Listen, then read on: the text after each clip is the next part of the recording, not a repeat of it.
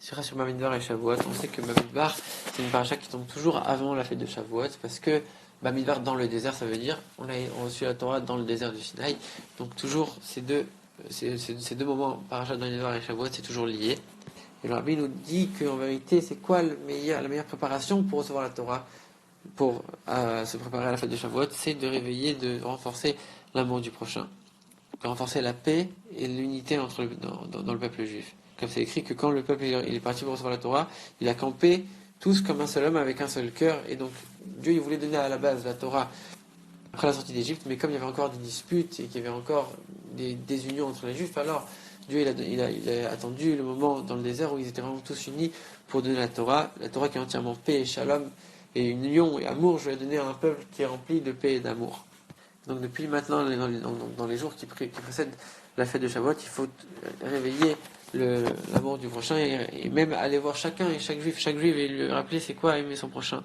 Qu'avant la prière, on dit qu'on prend sur nous d'aimer notre prochain, que d'abord on aime un juif, après on aime Dieu. Et comme on dit aussi, Clément Azaken, il a dit aussi que quand on aime un juif, c'est un moyen d'aimer Dieu, puisque chaque juif, il possède en lui une essence, une partie de l'essence de Dieu.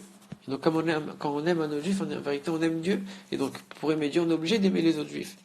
Et on va rappeler aussi l'enseignement du Maggid de Medrich qui dit que tout ce qui est dans les mondes supérieurs, ça dépend de nous, de notre action. Comme leur Rambam, il dit que chaque chose qu'on fait, il faut qu'on considère comme si c'était un petit poids en plus qui va faire tomber la balance du côté du bien, que tout le monde y est sur une balance et nous on va faire pencher du côté du bien.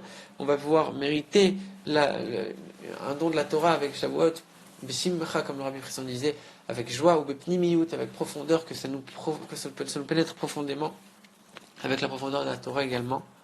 Et par quoi on peut faire vraiment balancer, faire pencher cette balance, c'est avec la mitzvah d'Avat Israël.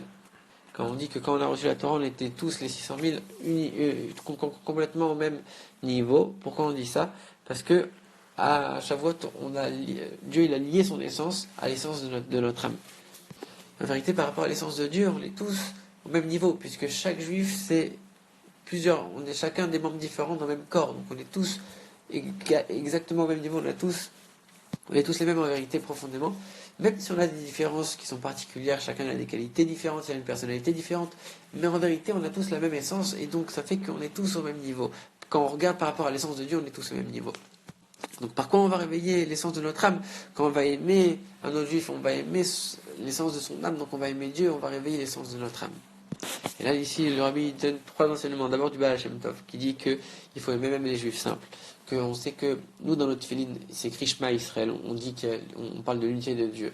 Et dans les tefillin de Dieu c'est écrit Mi Ke'amcha Israël, qui est comme ton peuple Israël. Donc dans notre tefillin il y a écrit Dieu, dans le tefillin de Dieu il y a écrit le peuple juif, parce que l'essence de notre âme elle est complètement une avec l'essence de Dieu. Et dans la mitzvah des tefillin, on met d'abord les tefillin de la main et ensuite les tefillin de la tête. Les tefillin de la main, ça représente les juifs simples, qui font les mitzvot, qui donnent la tzedaka, qui travaillent durement. Ils connaissent pas tellement la Torah, mais ils font vraiment les mitzvot avec un bon cœur. Les tefillin sont proches du cœur. Et les tefillin de la tête, ça représente les gens qui connaissent la Torah, qui connaissent la sagesse de Dieu, etc., qui sont vraiment approfondis dans ça. Et on met d'abord les tefillin de la main pour montrer qu'il y a vraiment une importance, même dans les gens simples, même dans ces juifs simples-là qui connaissent pas énormément de Torah. Et donc, le Hashem Tov, ça, il a permis qu'on puisse réveiller en nous un amour du prochain, même pour chaque juif, même si c'est un juif simple. Maggid de Medrich, il a été plus loin. Une fois, 2 de ses élèves, donc Rabbi Zusha, Dani Poli et Rabbi Meller de Lizensk, Rabbi Meller, il a dit à son frère Rabbi Zusha, il a dit qu'il avait entendu du Maggid de Medrich un enseignement très fort qui disait qu'il faut aimer chaque juif, même le plus méchant, qui fait des péchés volontairement, autant que le tzaddik gamour, autant que le tzaddik le juste. J'aime bien, il disait qu'il faut aimer les juifs simples. Maggid il était encore plus long, il dit pas seulement les juifs simples, même les juifs qui sont méchants et qui fautent volontairement. Le Marzakan, il a dit un niveau encore plus haut. Dans le Tanya, dans le chapitre 32, il dit que chaque juif, on est tous des véritables frères. Ça veut dire quoi, un frère? De la même manière qu'on n'a pas d'effort à faire pour réveiller l'amour qu'on a pour notre frère. On l'aime depuis qu'on est petit et c'est normal, c'est naturel d'aimer de son frère ou sa sœur. Alors de la même manière, on va aimer un autre juif, on va aimer notre prochain.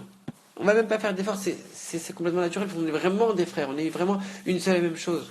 Et quand on va un peu réfléchir à ce sujet, alors on va véritablement arriver à aimer notre prochain comme nous-mêmes, vraiment autant que nous-mêmes. Alors comment c'est possible? Concrètement, il y a l'autre et il y a moi d'un côté, on est quand même séparés. Comment je peux aimer l'autre autant que moi-même? Alors en vérité, quand on prend conscience qu'on est plusieurs parties d'un seul et même corps. On fait partie d'un même corps. On est une seule et même chose. On est véritablement des frères. On n'a même pas d'effort à faire pour réveiller l'amour qu'on a dans notre cœur pour notre frère. Et que comme on a tous le même Père qui est Dieu, alors on ne peut pas aimer vraiment Dieu si on n'aime pas un autre juif. Et comme on sait que pour nous, l'amour de Dieu, il est naturel, alors c'est sûr qu'on va aimer aussi ses enfants, on va aimer aussi tous les juifs. Donc l'Admorazaken, il était encore plus loin, parce que le Maguide, il dit, alors, il faut aimer le méchant comme le tzaddik. C'est-à-dire qu'il dans l'esprit de la personne, il y a encore des différences. Lui, c'est un méchant, lui, c'est un tzaddik, etc. L'Admorazaken dit, non, on est tous pareils, on est tous unis, on est tous des frères, il n'y a même pas de différence, on est tous au même niveau.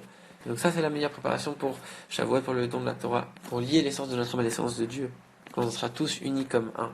On méritera de vraiment lier la profondeur de notre âme avec la profondeur de Dieu.